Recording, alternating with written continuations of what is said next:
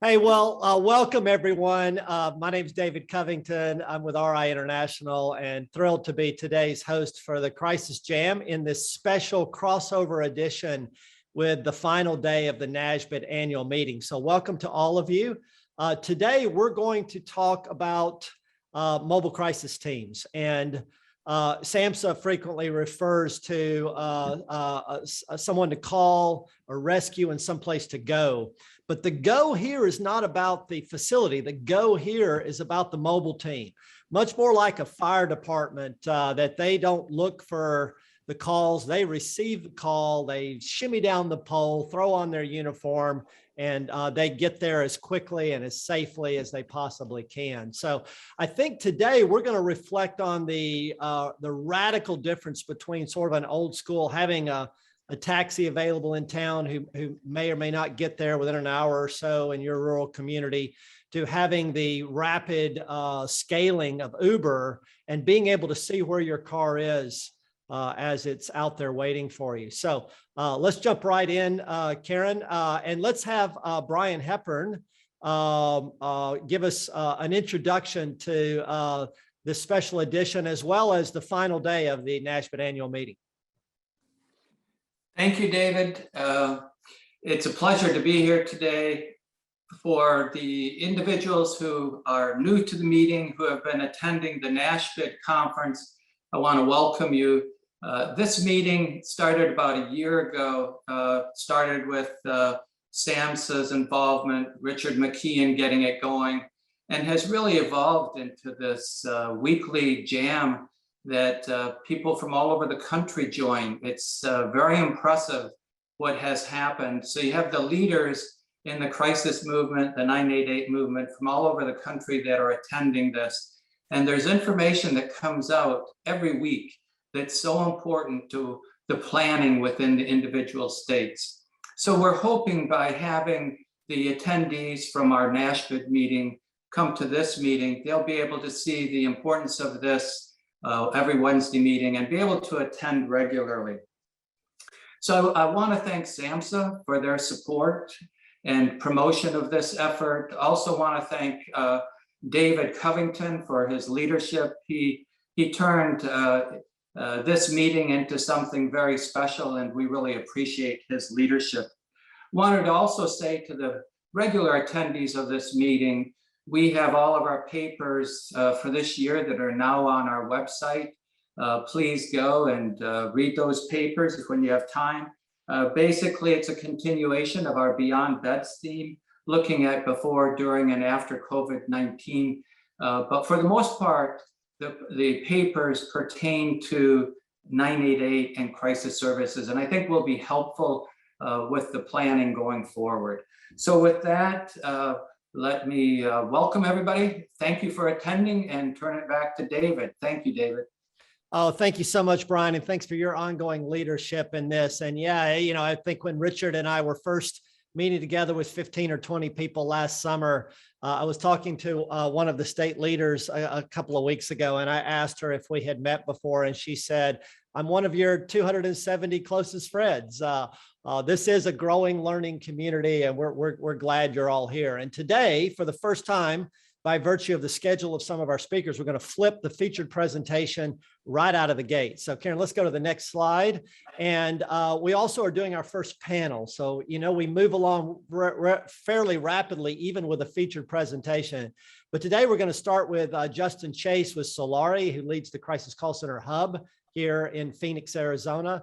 David Oberfell with Teros, and Eric Chestnut Ramirez with Impact, who are the two organizations who staff the mobile crisis teams that Solari is dispatching from their call center hub, and Sabrina Taylor, who you've met before with Phoenix PD, to talk a little bit about that engagement. So let's go to that next slide. And Justin, let's walk through. The volume here is the key. There's great clinical and quality and crisis work going on.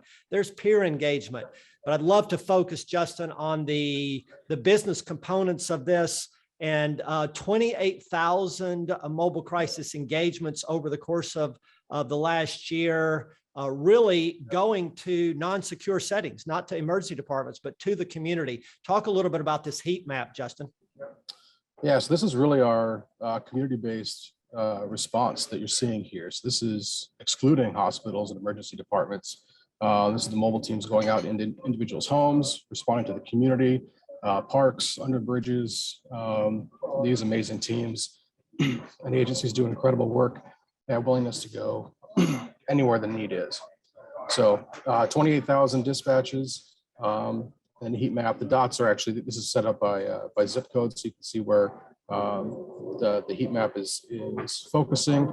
And you also see at a later map the overlay of where the mobile teams are stationed to help improve response times by having more of a regional based staging areas. So Justin, in the call with Chris Carson, talking about crisis facilities back in June, we looked at the majority of the population, 85% of the population is right within that perimeter. And you see the mobile team, that's where the volume is. But you also see small little dots scattered all out into the rural areas as far as Wickenburg and beyond. And I think I shrunk this map. I think there's some even off of this map. So well, let's go to the next slide, Karen, and Justin, talk a little bit about how your software system works as you're tracking all of these teams. Yeah, so we've really transitioned over the past few years. We talked about older systems and paper-based. You have to print off the sheets and manually hand them off to dispatchers.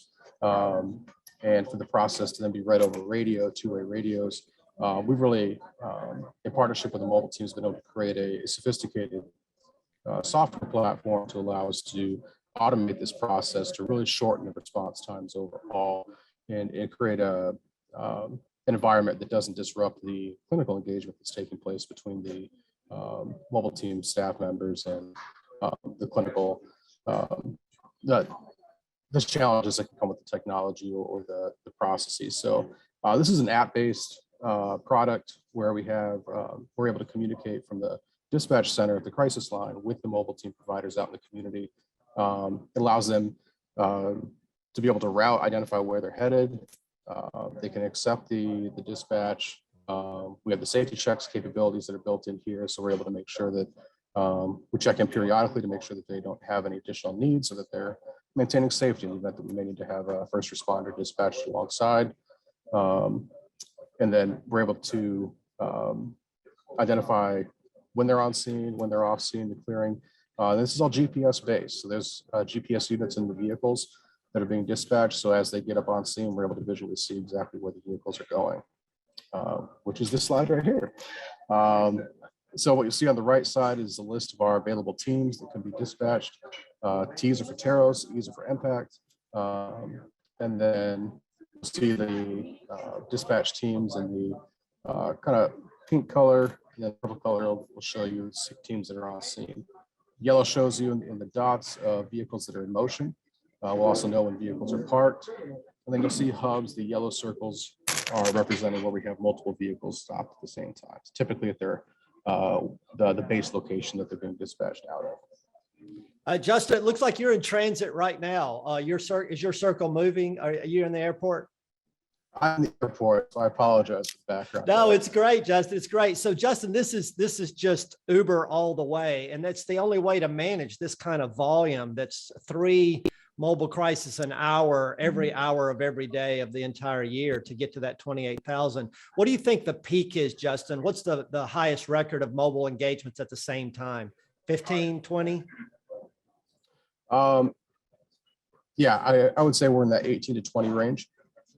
Going at the same time. So tell me, I'm really interested in this next slide. What are we looking at with this next slide, Justin?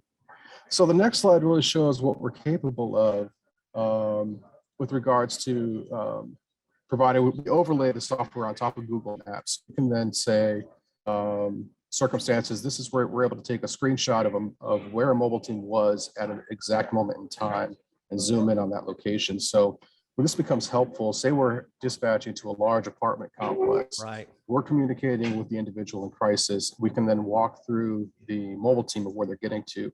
So this would be an example of a moment where the mobile team could be have been interacting right on the sidewalk with an individual in the community, being able to meet their need directly in that point. So we can pinpoint such precise locations where the mobile teams are at. But again, being able to use technology like Google Maps to overlay for us to be able to get this satellite and street view, just to help paint the landscape of exactly where the mobile team service is taking place. Yeah. So Justin, the question is being asked about the software that you utilize. Your company has developed this software as well as a potential vendor for this software. We've got in Tucson another with Simpatico developing similar software. This is an emerging area of we're going to coordinate this through software and app solutions, right, Justin? Absolutely. Absolutely. We've integrated this with our electronic health records. So in addition to dispatch location of where they're going, we're actually pushing our notes from the crisis line directly into the EHRs of the mobile team providers. So it's really creating this seamless process where they're getting the exact same level of clinical information that the dispatcher and the crisis line staff had at the point of engagement. So Justin, I love everything I'm seeing here. And of course, we're talking about the business and flow issues, but you're also constantly weaving safety into this discussion and the clinical effectiveness. So love all of this. Let's go to the next slide and start to bring in, Justin sort of laid out the two providers that Solari is working with dispatching.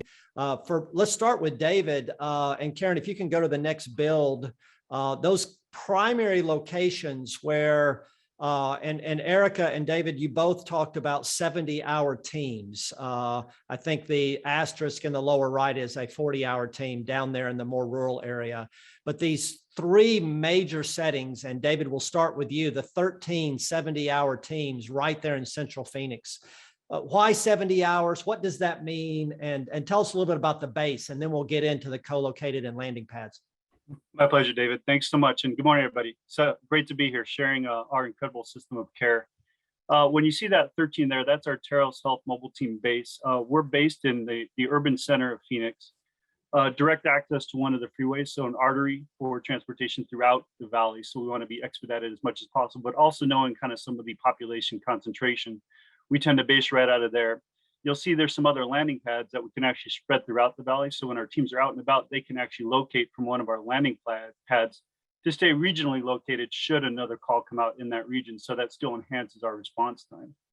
David, you asked about the 70-hour team. So what that means is that any one team we have, which is comprised of two crisis specialists, both master's levels and bachelor's levels, so technicians and professionals doing crisis intervention services in response, they work 10-hour shifts. And so we have got a 10-hour team, and for example, Teros staffs 13 10-hour teams in one day. So it's over the course of 24 hours. We bring up 13 different teams at staggered intervals, and that covers the clock. When we say we have 7 10-hour teams, that means we have 10-hour teams across the week. So 7 days, we've got 70 hours to deploy on any given day. So 13 teams out of a central location over 24 hours, and that spreads throughout the valley. So we are sharing the space with Impact and Teros both in far as being as responsive as possible to the entirety of the location, which if anybody's been out to Phoenix and Maricopa, we're not really a concentrated location. We're a bit spread out, so it's good to travel. So David, just to be clear, mobile crisis in Phoenix means that it's going to the community. It's a totally different service. If someone is in a hospital emergency department, we call that rapid response to the hospital. That's a different company and a different service altogether. So you're going to the street, apartments, homes, just you name it, social service agencies, et cetera. Talk just a bit about safety and how does the team operate and why is it a team? Why is it 2 people instead of 1? Absolutely. We believe in first, the mantra that we don't stigmatize behavioral health or crisis calls. We know that the vast majority of folks who are in crisis don't represent a risk to the community. And we operate on that premise also with good, robust critical safety training for all of our teams. So we go through safety protocols, situational awareness, and environmental safety aspects. So the teams know how to position themselves, how to approach, and how to do that safely. And also, if there is a threat, we back off and engage emergency response as necessary. The good news there is that us engaging emergency response is extraordinarily low number. The vast majority of calls we go on are not even touching the emergency response system or law enforcement system. We are dispatched, as Justin said, independently of that system and respond exactly to where the person is. In your home, in your apartment, on the street corner, we always laugh about Circle K and 7-Eleven calls, but those are where we go because you need us there. So you call, we show up because we're bringing the services to you. And our intention there is to really stabilize with you in your environment, because we know the impact of that tends to be a greater dispositional resolution of the crisis. We don't end up in that circle of utilization of crisis and higher level of care.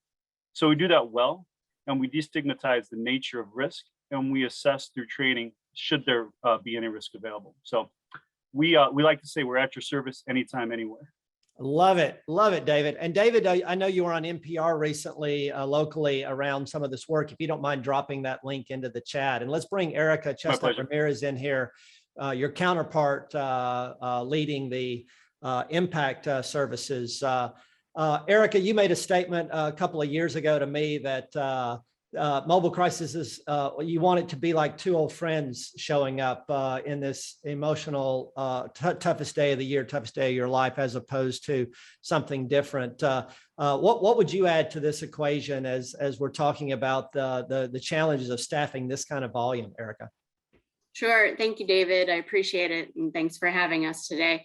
Yeah, when I made that statement to you, when we were doing the video about Crisis Now, I was really talking about, the difference of having law enforcement be the initial response and having the 911 system respond versus the crisis system. And so what I was talking about was having, we drive Toyota Siennas basically, and our mobile teams pull up to someone's house and it just looks like an unmarked van. Two people get out of the vehicle wearing plain clothes. It just looks like two old friends. It's so much less trauma for the individual to experience in their lives. They don't have neighbors looking at them to be able to, stigmatize that. There's no lights and sirens, and obviously no badges and uniforms. So I think that is one of the most important things for us, is to be able to provide a safe space for individuals to be able to work through their crises, and to be able to do that in an environment that is not traumatizing, and to give them the confidence to be able to handle their crises in the future, giving them working on coping skills, et cetera. In terms of, the mobile crisis teams and the volume, as David was talking about, he eloquently talked about the 70-hour teams. Impact has 17 of them. Our base locations, we have a West Valley location, which has the most amount of teams. If you saw on the heat map, that is an area that's highly concentrated with crises as well. We have one in the city of Tempe. There's 7 of those. That little one that's in the corner there with the asterisk, that is actually Pinal County. So Maricopa County, spans over 9,200 square miles. That's a lot of travel, but we also cover part of Pinal County as well. And so that's where that 40-hour team is based, so that we can handle some of those more rural calls that are coming in. Dr. Chris Carson had talked about the crisis receiving facilities all being within about 20 minutes for law enforcement for drop off. For us, we want to have any location in Maricopa County and Pinal County to be within that 1 hour time frame. We want to respond to the community within that 1 hour time frame. And by having all of these locations and using the co-locations and the landing pads that David talked about, we're able to cover that and be able to meet that requirement and exceed that requirement as well. Erica, David referenced the landing pads. Tell us about these co-located sites. Both of you said these were in process. Tell what's the intention here, and how will these work? So the landing pads, you can see they look like little houses there that are on the map. Essentially, the two on the west part of the map are actually our receiving facilities. So RI International, and then Community Bridges has an access point for individuals in Avondale. And so we have worked with those two organizations to be able to have our mobile crisis teams, even if they're dropping off at one of those facilities, then they have a place where they can work until they're dispatched to their next call. And that might be somewhere in that area, since those heat map shows that is a concentrated area for crises. And then the one that's the little yellow house that's on the right, that's actually that's our residential facility that Impact has. And we have mobile teams that are based out of there as well whenever they're in the East Valley. So that's what those little houses are. And the landing pads, as David mentioned, are their own facilities as well, where they can go whenever they're in the area and stop by and, you know, charge their laptop or their iPad or whatever they need to do till they're on their next call. That's terrific. So Erica, if there are areas that, you know, Phoenix has built a lot of capacity and we've covered that, but if there are areas of opportunity, I love hearing about this better integration with the community bridges, the RI, the connections, crisis receiving facilities. That does seem like an area of opportunity. Does that make sense? Absolutely. I think, you know, we're already collaborating so well with those entities, with being able to drop individuals off to a higher level of care when they need that. And, you know, just to be able to have that face, you know, here we are, we're here, you know, and just having that friendly communication with one another too, it just enhances the system overall. Great. So Sabrina Taylor, leading the effort of CIT with Phoenix, liaisoning with all of these various crisis receiving centers, mobile crisis teams, crisis call hub, and now Sabrina, you're in leadership with CIT International and the board of directors. So tell us about, from your vantage point from law enforcement, the importance of these mobile crisis teams and how it works for you. Oh, well, it works great for us. They are so important. You know, when people are in crisis and they call someone for help, sometimes it sounds alarming. It sounds like there's a dangerousness there. And we just understand that sometimes police are going to be the ones that go. But after police arrive and do what they're good at, which is, you know, identifying risk, separating people who might be arguing, giving people time to calm down. And we realize that there's no crime, there's no risk anymore. We can make it safe for mobile teams to roll in. And we're so fortunate to have both the Impact and Teros. You know, an hour response time to an urban police officer is an eternity. They think in minutes, not hours. And so both Impact and Teros have an average response time to police of 35 minutes. If they're dispatched at the same time that the officer is dispatched, by the time the officer gets there and calm things down, they're right around the corner. So it fits well into our time frame. And, you know, officers are not good social workers. They're not medical triage. So they know that they have something that's not in their wheelhouse, but they're not going to be the person that identifies, you know, does this person need a hospital? Do they need a social worker? Do they need long-term housing? Like, what do they need? So it's just so easy to introduce the person to the mobile team, do that warm handoff, and then the officer can go back to doing the things that they're really good at, and let the mobile teams do the things that they're really good at. Officers get frustrated when they're asked to do things that they don't know how to do, they're not trained for, and they don't have the resources for. So being able to hand them off to the mobile team is wonderful. And, you know, if you think about the end user, that's a very non-invasive form of care. You know, officers specialize in scooping people up and taking them somewhere, right?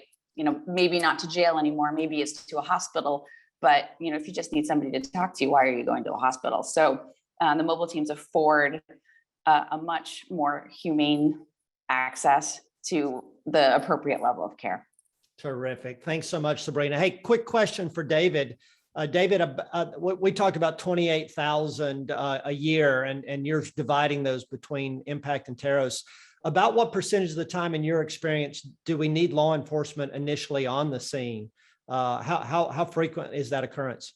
So David, I'll take that kind of in two parts. We know that out of that 28,000, about 18% or greater are direct requests from law enforcement for a mobile team to arrive on scene for assistance. And if we invert that, when we get a direct call out to the community between Teros or Impact, and we're providing crisis response on scene, we only access law enforcement for support less than 3% of the time. Terrific. So less than 3% of those calls that we're on, do we actually call law enforcement for support and backup, given any sort of risk on the situation. So our stabilization rate and that record of care is, I think, phenomenal within Maricopa County. And that has really come through a long invested intentional development of a really good quality system of care. Great, great. Thank you, David. So let's go to our roundtable section. And we'll come back to some of these questions, or maybe David, Justin, Erica, Sabrina, you can answer them in the chat text area. But Leanne from Illinois, a quick comment or reflection. Leanne, are you with us? Yeah, I'm here. Sorry, my video kept going in and out.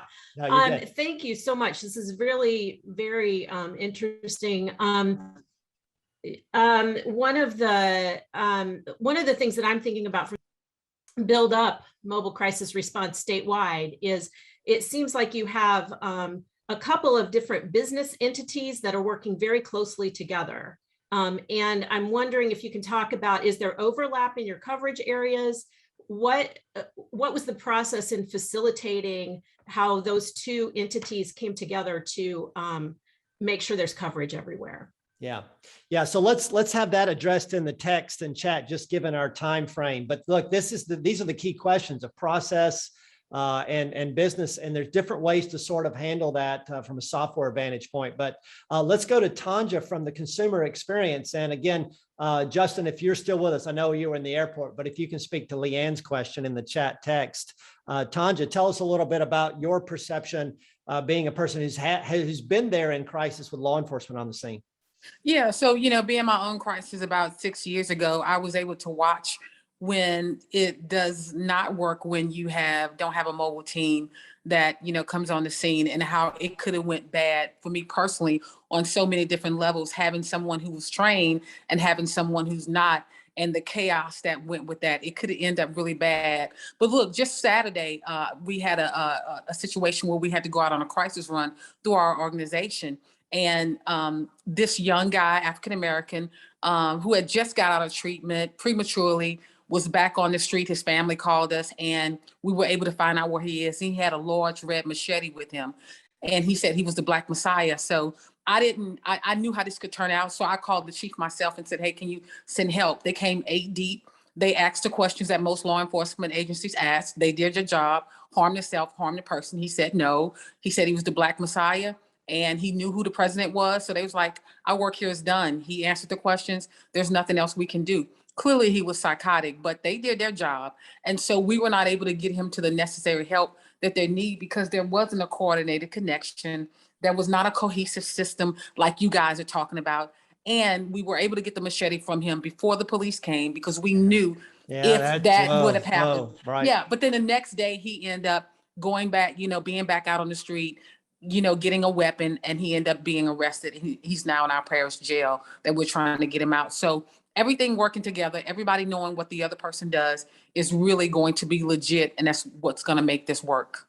Terrific. Thank you, Tanja. Hey, and thank you. I know Justin was in the airport, and David and Erica, Sabrina, thanks for all of you, Leanne and Tanja, thanks for joining in. So featured presentation right up front today. Let's go into our next section here. Be Estonia. Look, John Draper and I were in Estonia for a conference in 2013, and it would not have surprised me if a dragon had flown over the hill. It was the most medieval looking. It's a beautiful, beautiful city. But in 1989, it was one of the most backwards countries in the world. It did not have, by virtue of the Soviet occupation, had not had sufficient investment in its infrastructure, et cetera. So some of you hearing a presentation like Chris Carson's around the crisis receiving facilities, or hearing this presentation about the significant and robust mobile crisis, may feel like, wow, that just seems unattainable. We are so far behind in my state, my county, my city. And all I'll say to you is Estonia in 1989, after that wall fell, they just skipped the learning curve. They said, we're going to be front of the line. The European Union began to invest infrastructure, and they did not go through the learning curve that the rest of us went through. It is the most technically advanced country in the world today. It takes 5 minutes to pay your taxes online. A third of the population votes via the internet. Public services are available online 24 hours a day. The differences, they have a digital citizenship. The differences even in the United States and Estonia are vast because they leapfrogged to the front. And these practices, they're straightforward and you can do them. You can jump right to the front by adopting these sorts of principles. So just wanted to inspire that the opportunity to put forth a Crisis Now platform is a lot faster than the decades that it's taken Phoenix to get there. Let's go to the next slide. And really thrilled that last week with Vic Armstrong as our host, we did have a record of 289 in this learning community. We continue to build out the newsletter email list between Crisis Jam and the Crisis Talk interviews that Stephanie leads. Next slide, Karen. We've got the resources and tools are now on the landing page for, again, you can go to talk.crisisnow.com. If you missed last week's session and want to see the video, if you want to download the presentation, one of the materials like a quote, or you just want to, I can't find that link for the meeting, or I want to forward the link for the meeting. We've made it super simple by just going to this talk.crisisnow.com, clicking on the Learning Community tab, and the Zoom link is right there. You can also sign up for the weekly newsletter and reminders that also allow you to put a Outlook calendar item into your schedule if that's what is helpful. So Karen, next slide, we can see the last week's video, the presentation, the quotes, et cetera. And then you can get to the full library of prior videos and materials.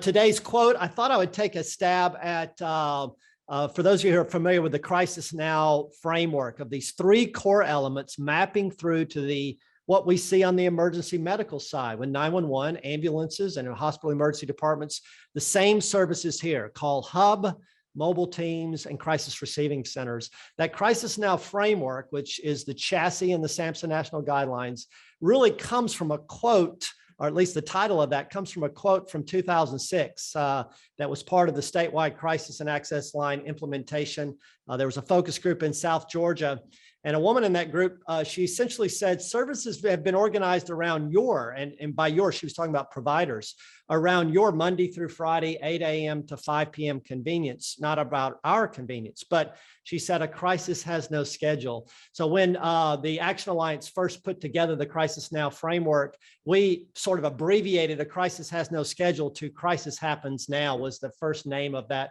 report when it came out. And then we just shortened it to Crisis Now. So that Crisis Now really is ultimately about the same language, David, you used it when you were talking about your mobile teams and the mantra at Teros. And I don't remember your exact wording, but it was, you're there to be of service, anyone, anytime, anywhere. Again, that's the thread. We use law enforcement when law enforcement has to be used. We use hospitals when hospitals have to be used, but otherwise it's just responding to that person on the terms of their level of need. Next slide. So John Palmieri, thrilled to have a SAMHSA update today. And if you want to introduce the members of your team who are available to jump in. Thanks, David. Yeah, happy to be here. Thank you for your leadership in this meeting. And it's just really impressive every week to see how much it's growing and how much enthusiasm there is. I'm not actually sure who else from SAMHSA is on the call at the moment. I think Richard McKeon is here.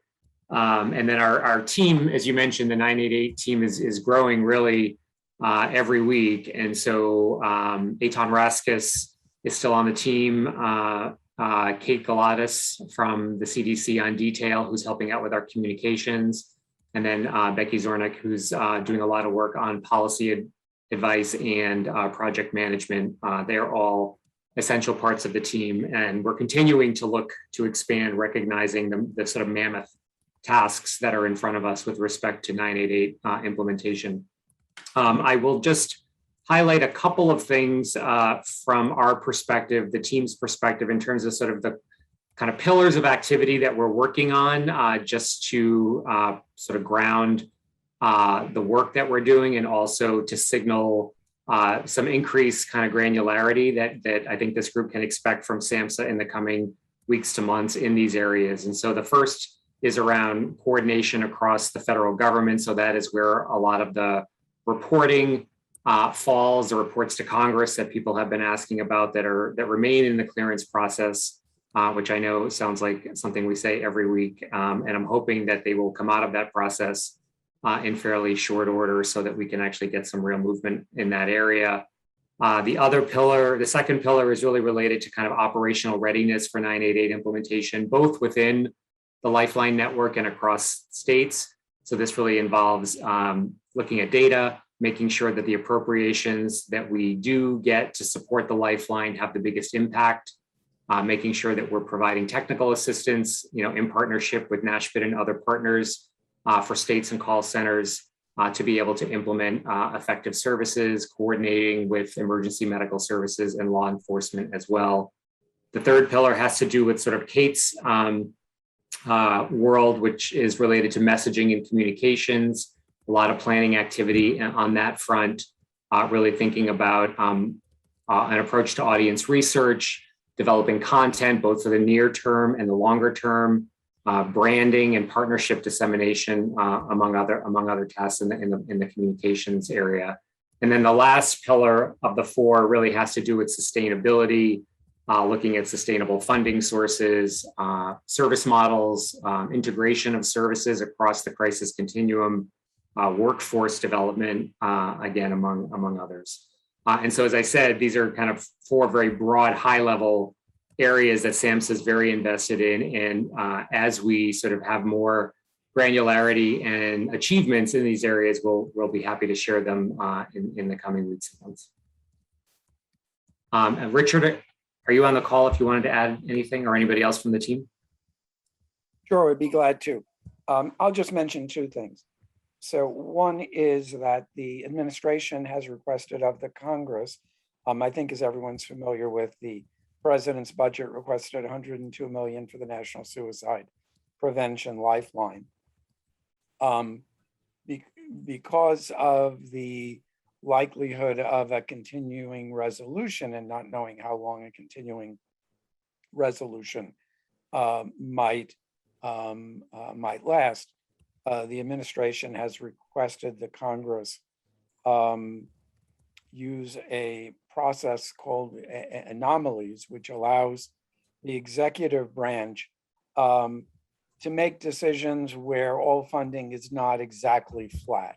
So, during continuing resolution, you're locked into typically funding for the previous year without changes. There are exceptions that can be made to that, and the administration has made a request that the National Suicide Prevention Lifeline be considered for such an anomaly. You may have seen there was a little bit of reporting on this in the Hill and elsewhere. The other thing I would mention is that SAMHSA recently made an award of a $1 million supplement to the Suicide Prevention Resource Center, making several requests for how this funding should be used. But there were two pieces that really relate to the issues around crisis services. One had to do with support for the National Action Alliance's national COVID response. And then the other was a request to using either a modification of the Counseling on Access to Lethal Means course that the SPRC developed a number of years ago, to adapt that for crisis services, specifically, particularly for crisis hotline use. So, taking that already well-utilized resource, which is more framed around outpatient services, and to adapt it for crisis services. So that was one of the areas that funding was provided to the Suicide Prevention Resource Center for. So those are just a couple of things for me. Great. Thank you, John. Does Thank you, he have Richard. to go tinkle? Okay, so I didn't take him outside. John, was that someone on your team or? I don't think so. Okay. I don't think so, David. I also just wanted to acknowledge that there are some regional administrators from SAMHSA on the call as well, and really Terrific. appreciate their involvement and leadership, and have been definitely involved in one of the pilots that's been related to kind of the sustainable funding pillar, which has to do with regions 2 and 3 participating in a session with SAMHSA, CMS, and other partners around funding for crisis services. And so I really want to thank them for their participation in that last month. Terrific. Thank you, John. Thank you, Richard. Let's spend just a second. John Franklin Sierra, I know you're on briefly and have to jump back off, and we'll have Stephanie say a couple more words about your article this week on LA County redesign. But John, say just a couple of words if you're still with us. I am still here, and I apologize. I can't stay for long, but it was really great talking with Stephanie and just about, the process we've taken here in LA County, and, a little bit about, my lens to it, of course, just one of many. I think we have a long way to go still, obviously, but I'm really excited about our progress, and, also excited for a chance to kind of pitch systems design and systems analysis tools is, a really critical part of the toolbox here that I think can help. So it was great. I really loved that whole process of working with Stephanie. Well, great, John, and look forward to seeing you and Dr. Sharon soon, and just love the work that you're continuing to do. So we have a brand new segment on the Crisis Jam today, and Richard McKeon is our first participant in, Richard, the Crisis Trivia Hot Seat. So Richard, you're probably not going to know the answer to this question. If you do, that's fine. You don't need any help. But if you don't, then you can phone a friend. And we have a couple of friends online. So the question relates to these 3 states, North Carolina, South Carolina, and Georgia. Debbie Atkins and Vic Armstrong are both on the line as potential friends you could phone, or you could ask the audience. So those are your 3 choices. But the question really has to do, we looked at the top hospital emergency department utilization in the country. And in 2019, number 8 and number 9 were in these 3 states. So Richard, what were number 8 and number 9 in hospitals with the most ED visits? They had 150,000 and 144,000 visits respectively. So Richard, do you know the answer, or would you like to avail yourself of one of these tools? I am going to guess one of them. Okay, go ahead. I'm going to guess that one of them is Emory University Hospital. I think we're going to give you full credit for that. Grady Hospital is actually a partnership with Emory. Emory has a number of hospitals in its network, but Grady Hospital in downtown Atlanta, Karen, if you can advance the slide, Grady Hospital is smack dab in the heart of downtown Atlanta, 150,000 visits in 2019. Richard, for your set, so 1 down, Richard. Richard, no one has ever gotten the Crisis Trivia Hot Seat correct before. You'd be the first. I am very pleased. I don't like giving wrong answers. Phone a friend, ask the audience, or guess just straight up, Richard, get the second one as well. Oh my God. I am going to ask the audience because of my profound fear of answering so questions audience, wrong. jump in here, help Richard out, text some Mission, HCA, Charlotte, UNC. So Richard. Dr. Everett said Charlotte in the chat. Yep, Duke. So Richard, the only thing I'll just say to you is, you know me, and there would be a hook to this. So the Cape Fear from Fayetteville from Paul Galdus.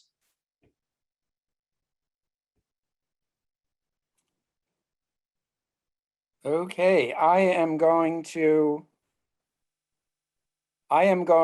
say Duke. Duke. So the hook here, team, is that when we think of the crisis services in the country, and you just saw this amazing presentation from Justin, David, Sabrina, and Erica, we think about high volume metropolitan areas. And look, that's, yes, most of the top 10 in terms of ED utilization are in large metropolitan areas. But the issue here is the number 9, and Karen, you can advance the slide, is Fayetteville, North Carolina. Now, in metropolitan Atlanta, where Grady is, there are 4.5 million people in the 10-county metropolitan service area. There are 200,000 people in Fayetteville. But people in rural areas also go to the hospital, and Grady's competing with 30 or 40 hospitals in metropolitan Atlanta. And so, Karen, go forward one, a 15-minute drive time from Grady Hospital gets you 840,000 population. Rural areas have exactly the same things, except people drive longer. Mobile crisis has to drive longer. They have to drive longer to get to a crisis receiving center. And a 50-minute drive from Fayetteville gets you 846,000 in population. So, Richard, we're going to give you half credit on your initial crisis trivia hot seat. Richard, I'd like to give you another chance and invite you back for the next crisis trivia hot seat if you're game. I'm always game, David. Very impressive first outing, though, Richard. So asking the audience was, let's see, Vic Armstrong, if he had phoned a friend, would you have said Charlotte or Duke? Vic, are you with us?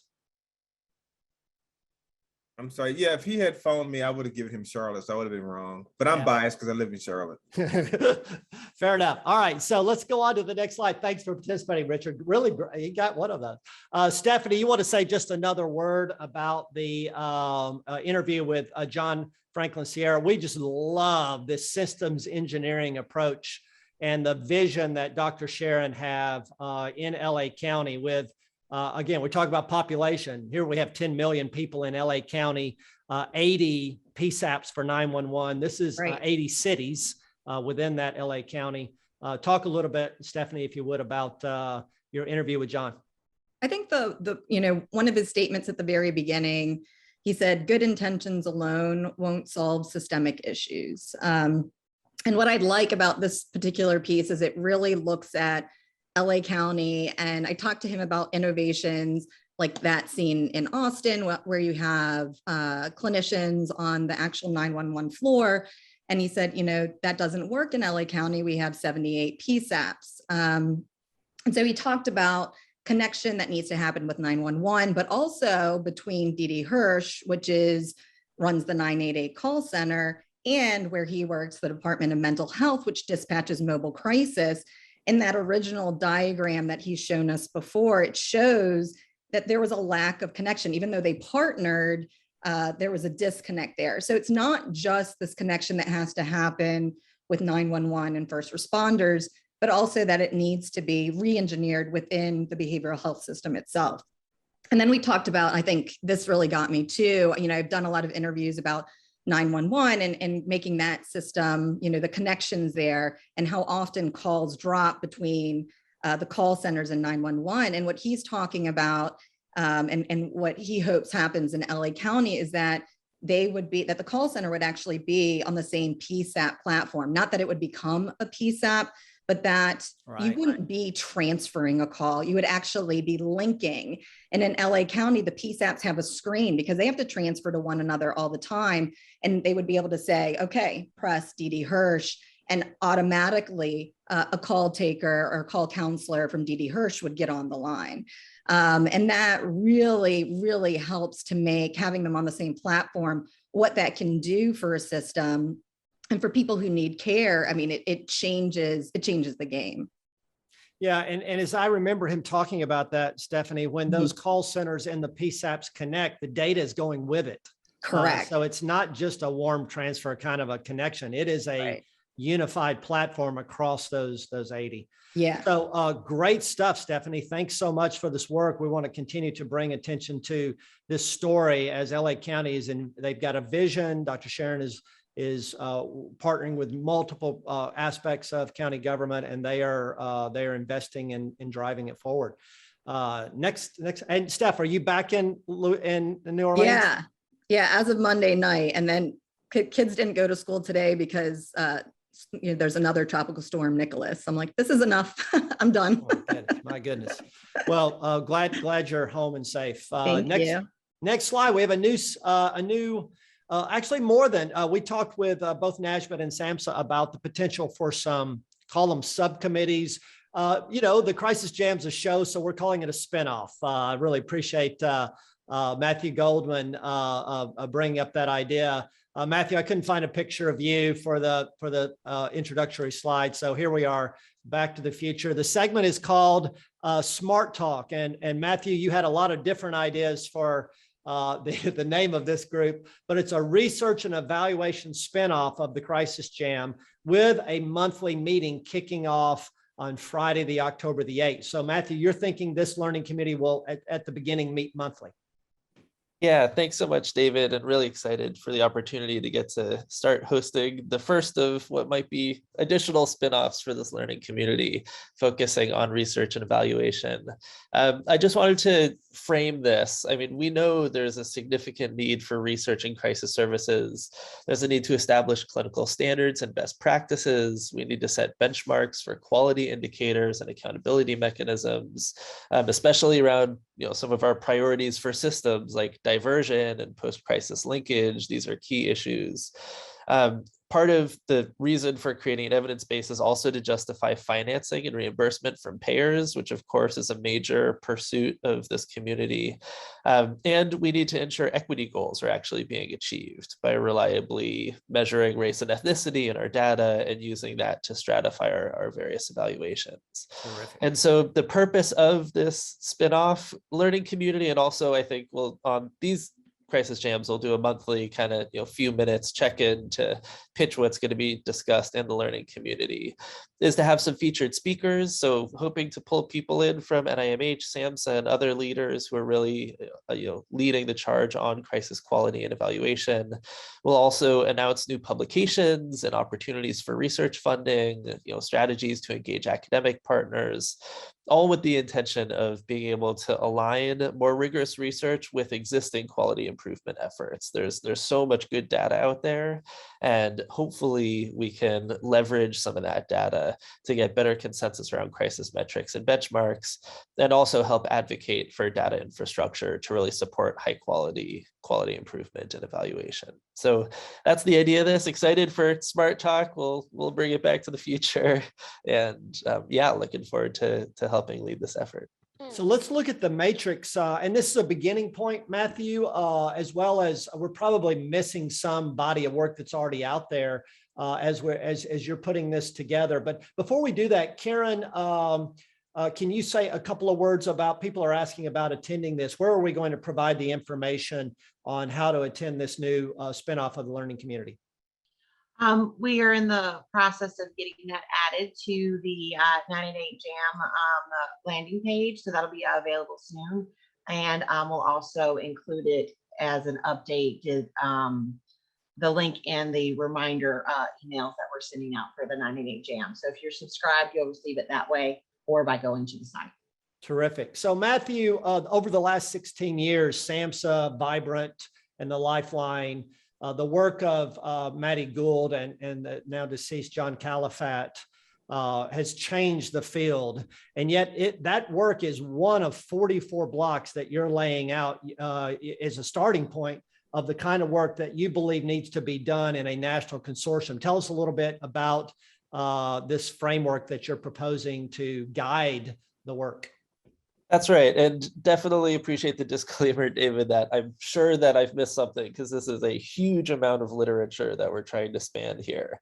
But the idea here is to outline what is the world of crisis services across these different key settings, and what is the evidence to support the various aspects of crisis services. And so I've organized this actually aligned with the Ideal Crisis System report that was released by the National Council, and also the group for the advancement of psychiatry group that wrote that report, and organized it by thinking about clinical best practices as, acknowledging we need best practices to inform crisis services in each of the different settings, acknowledging that there are important clinical unique differences between call centers, mobile teams, and stabilization or even crisis residential type settings. Also highlighting the importance of post-crisis follow-up and linkage to care in each of these different settings.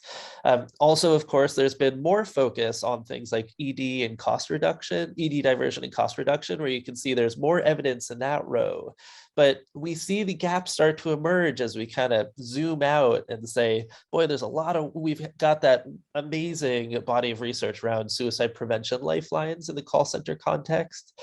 But as we're thinking about 988, that's going to really expand the scope of the type of calls that are coming. And so there needs to be more research done on how to have an effective evidence-based approach to responding to other types of calls. Also the post-crisis linkage and follow-up, we can see there's a lot of gaps in that column. So really just as a way of orienting us to the tremendous work that there is still to be done to really try to motivate our partners, again, to leverage those existing data systems and engage academic partners in moving this work forward. And, I think this is very much a starting point as these conversations are going to continue.